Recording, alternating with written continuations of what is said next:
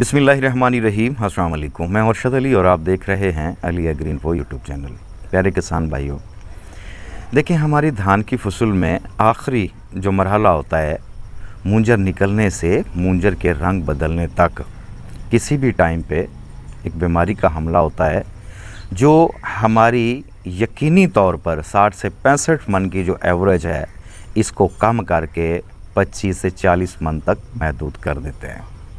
इस बीमारी में हमारी फसल की जो मूंजर है वो सूख के पकती है और हम ये समझ रहे होते हैं कि हमारी जो फसल है वो पकाई की तरफ चल रही है। मैं तस्वीरों के ज़रिए से थोड़ा सा समझाने की कोशिश करूँगा। ये एक तस्वीर आप देख रहे हैं, इसमें एक तरफ नेचुरल प्रोसेस के ज़रिए हमारी जो फसल है वो पक के तैयार हो रही है, इसके ऊपर आप गोल्डन शाइन देख सकते हैं। लेकिन दूसरी तरफ जो मूंजर पक रहा है वो सूख के पक रहा है।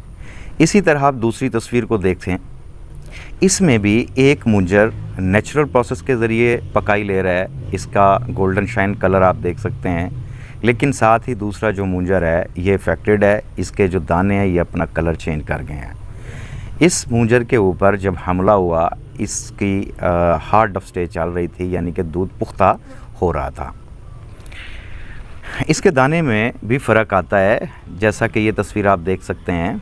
इसमें जो सेहतमंद दाना नज़र आ रहा है ये नेचुरल प्रोसेस के ज़रिए पकाई हो रहा है, और दूसरा जो दाना देख रहे हैं ये इफ़ेक्टेड जो मूंजर है इससे लिया गया है। इसके वज़न में भी काफ़ी फ़र्क होता है। इन सेहतमंद दानों का वज़न 100 ग्राम होता है, इफ़ेक्टेड जो दाने हैं इनका 75 ग्राम वज़न होता है। मतलब इसमें चौथा हिस्सा जो है वज़न का वो कम हो जाता है। दूसरा जो हमारी फसल में पैदावार कम होती है, इसका रीज़न होता है कि इसकी परसेंटेज कितनी है हमारी फील्ड के ऊपर। 10% हमारा खेत इफ़ेक्टेड है, 50% इफ़ेक्टेड है या 80% इफ़ेक्टेड है। आम तौर पे ये 80-90 तक इफ़ेक्टेड हो जाता है अगर इसको क्लियर ना किया जाए।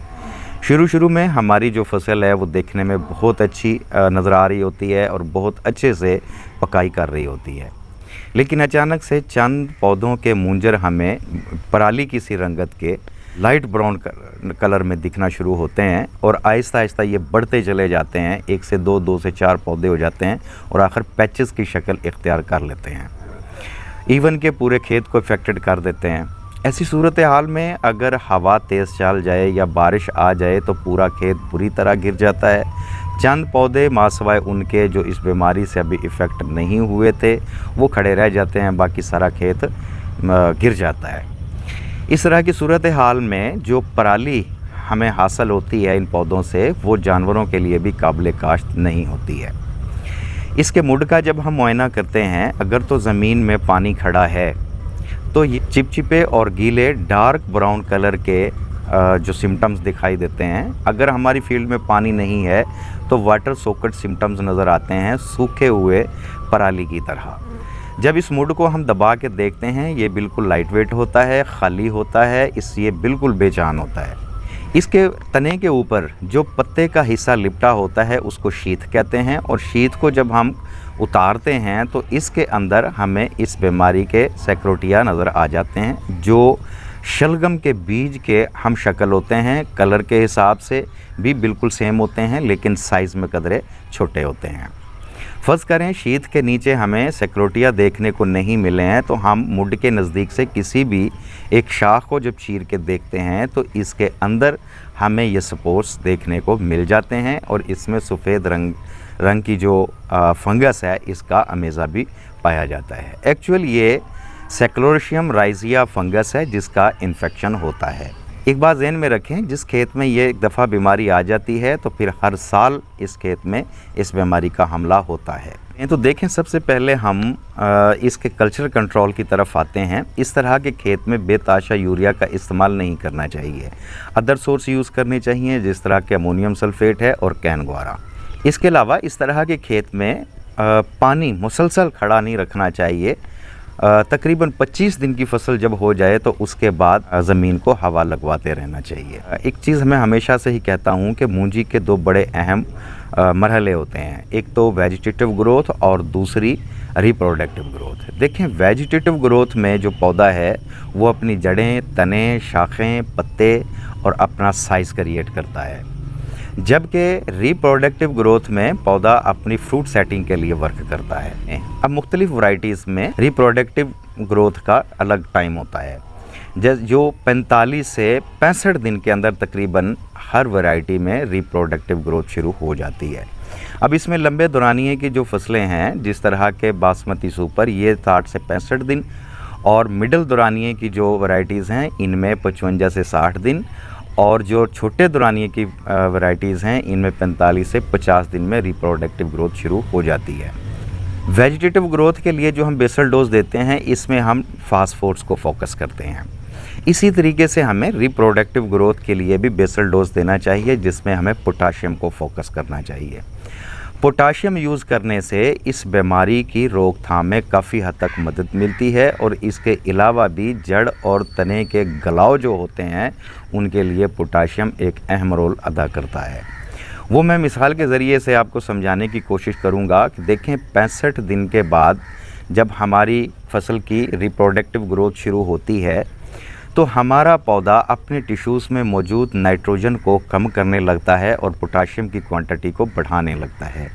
ये सारा कुछ इसके डिफेंस मैकेनिज़्म के तहत होता है कि पौधा फितरी तौर पे अब वक्त और अपनी स्टेज और क्लाइमेट मामलात को देखते हुए अपने अंदर तब्दीलियां लेके आता है। अब यहाँ के बाद चूँकि पौधे ने फ्रूट सेटिंग के लिए काम करना होता है और इसे ज़रूरत होती है इसके टिश्यूज़ में कदरे सख्ती आना शुरू हो जाए, हार्डनेस आना शुरू हो जाए और इसकी सॉफ्टनेस ख़त्म होना शुरू हो जाए, तो इसलिए ये अपने टिश्यूज़ के अंदर से नाइट्रोजन को कम करके पोटाशियम की क्वांटिटी को बढ़ाना शुरू करता है। यहाँ पे अगर हम पोटाशियम का डोज करते हैं तो एक तो पौधे की ज़रूरत है, पौधे की तमन्ना होती है, पौधा पोटाशियम को फौरी अपटेक कर लेता है और फौरी तौर पे इसके रिज़ल्ट भी दे देता है।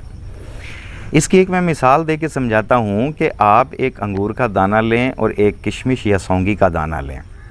बेसिकली ये एक ही फल होता है, लेकिन इसकी फॉर्म चेंज की होती है, किशमिश को ड्राई किया होता है। अब दोनों को अगर हम पानी में बैक टाइम डाल दें तो अंगूर का जो दाना है ये वक्त से पहले ताफुन ले लेगा, ये गलाव की तरफ आ जाएगा। जबकि जो किशमिश है, चूँकि ये हार्ड होता है, इसमें रस नहीं है, ये गलाव या ताफुन के अमल से गुज़रने के लिए थोड़ा सा टाइम लेता है। अंगूर चूँकि रसीला होता है, नरम होता है, कच्चा होता है, ये जल्दी पानी में गलना शुरू हो जाएगा। बिल्कुल इसी तरह जब हमारे पौधे के टिश्यूज़ में नाइट्रोजन होता है तो हमारा पौधा रसीला होता है और इसमें पानी की क्वांटिटी ज़्यादा होती है, ये नरम और कच्चा होता है और पानी में ये जल्दी इफ़ेक्टेड हो जाता है और गलाव के अमल शुरू हो जाते हैं। जब हमारे पौधे के टिश्यूज़ में पोटाशियम की क्वांटिटी ज़्यादा होती है तो ये मिसाल बिल्कुल ऐसी है जैसे किशमिश की, इसके टिश्यूज़ में हार्डनेस आना शुरू हो जाती है और ये सख्त होते हैं पौधे और ये जल्दी पानी में गलाव की तरफ नहीं आते हैं। इसलिए हमें यहाँ पे रिप्रोडक्टिव ग्रोथ शुरू होने पर पोटाशियम का डोज करना चाहिए।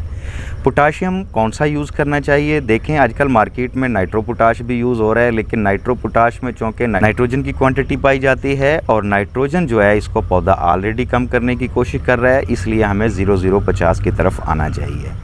ये अमल करने से हमारा जो पौधा है इसके अंदर तने में, मुड में, जड़ों में गलाव का अमल नहीं होता है।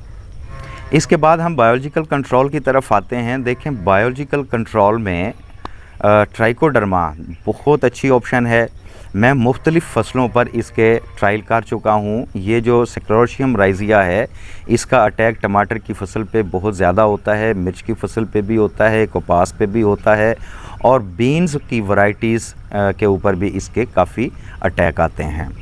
इन पे हम मुख्तलिफ़ किस्म के ट्रायल कर चुके हैं और बहुत सारा केमिकल आजमा चुके हैं। Copper oxychloride, fosetyl aluminium, thiophanate methyl, mancozeb metalaxyl और कार्बनडाइज़म टाइप के बहुत सारे केमिकल हम फ्लड के ज़रिए, फॉलियर के ज़रिए और ड्रिंच के ज़रिए अप्लाई कर चुके हैं।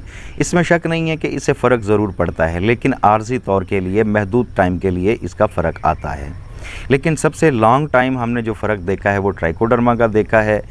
धान की फसल के ऊपर जब आखिरी पानी लगता है, अब आखिरी पानी जो है अगर ट्रीटमेंट के हिसाब से देखा जाए तो गोब का पानी ही आखिरी पानी तस्वर होता है, क्योंकि ज़मीनों की नोयत के एतबार से अगर ज़मीनें सख्त हैं और पानी ज़्यादा देर तक खड़ा रखती हैं तो फिर गोब के बाद इसको पानी की ज़रूरत पेश नहीं आती है। मैरा ज़मीनों में आमतौर पे हार्ड अप स्टेज पे एक और पानी लगाया जा सकता है।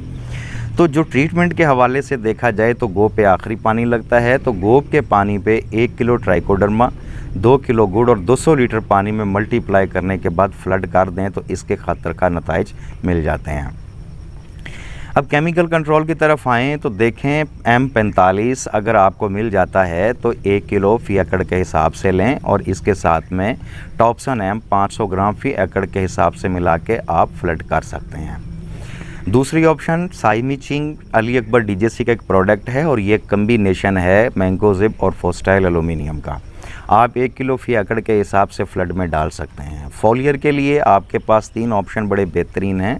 आप प्रोपिकोनाजोल 200 ml फ़ी एकड़ के हिसाब से फॉलियर अप्लाई कर सकते हैं और इसके अलावा हेक्साकोनाजोल 200 ml फ़ी एकड़ के हिसाब से अप्लाई कर सकते हैं। तीसरा ऑप्शन नटीवो है आपके पास। नटीवो बायर का प्रोडक्ट है, इसमें ट्राइफ्लॉक्सिस्ट्रोबन और टिबोकोनाजोल का कॉम्बिनेशन है और ये डबल डोज में बहुत अच्छा काम करेगा। 64 ग्राम के 2 पैकेट फ़ी एकड़ 100 लीटर पानी के साथ अगर आप अप्लाई करते हैं तो इसके भी अच्छे नतीजे देखने को मिल जाते हैं। मुझे उम्मीद है आज की वीडियो आप लोगों के लिए यूज़फुल होगी। आज की वीडियो में इतना ही, इजाज़त दीजिए, अल्लाह हाफ़िज़।